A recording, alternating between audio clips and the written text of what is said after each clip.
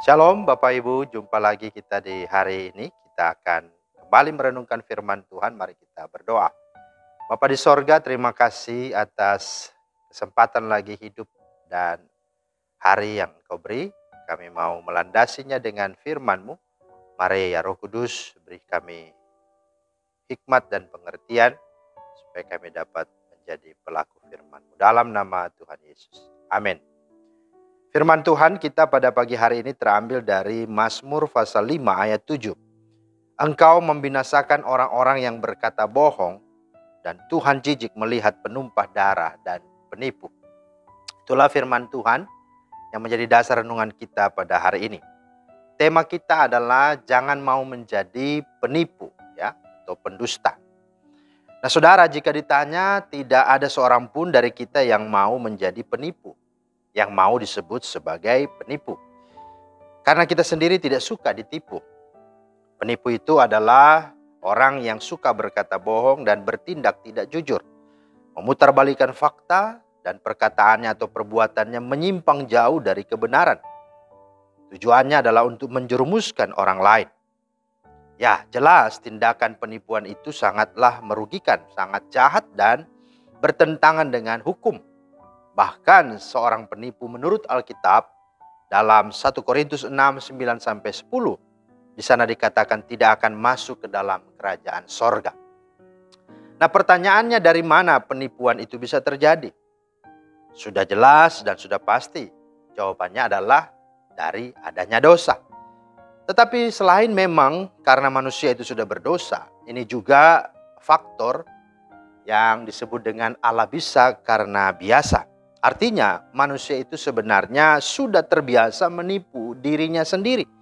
Bahkan karena sudah terbiasa dia menipu dirinya sendiri, sehingga membuat dia tidak lagi takut untuk menipu, sehingga dengan lebih mudah dan nyaman, tidak merasa bersalah jikalau dia menipu orang lain, terlebih Tuhan.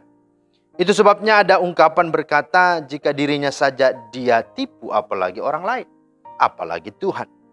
Nah pertanyaannya, menipu diri sendiri itu seperti apa? Ada beberapa hal. Yang pertama, merasa diri tidak berdosa.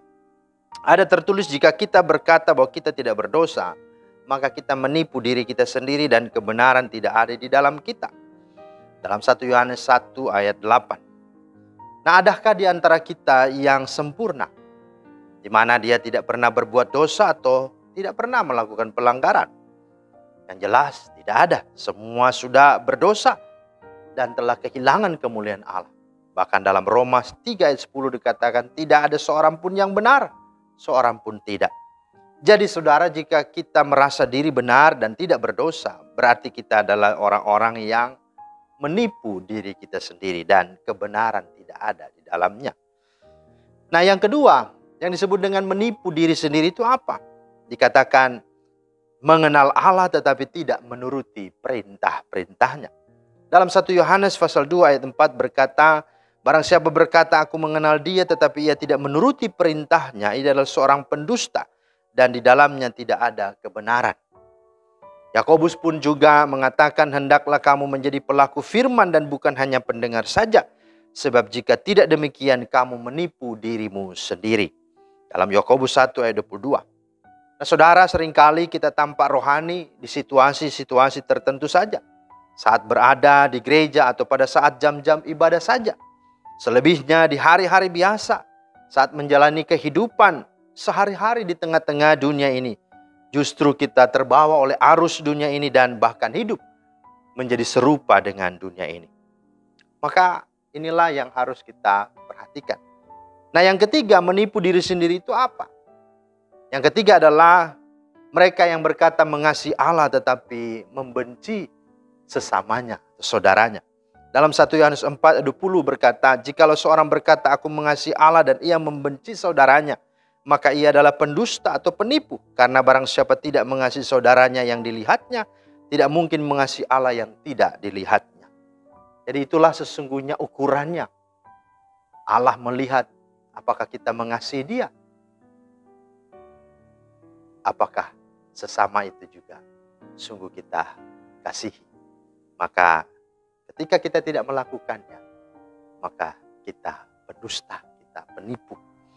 Nah, yang keempat, menipu diri sendiri itu seperti apa? Yaitu jika ia beribadah tetapi tidak menjaga perkataan atau lisan atau lidahnya. Yakobus 1:26 berkata, jikalau ada seorang menganggap dirinya beribadah tetapi tidak mengekang lidahnya, ia menipu dirinya sendiri, maka sia-sialah ibadahnya. Saudara, sudahkah kita menguasai ucapan atau lidah kita? Kita mudah sekali melakukan pelanggaran dalam hal ucapan atau lisan kita.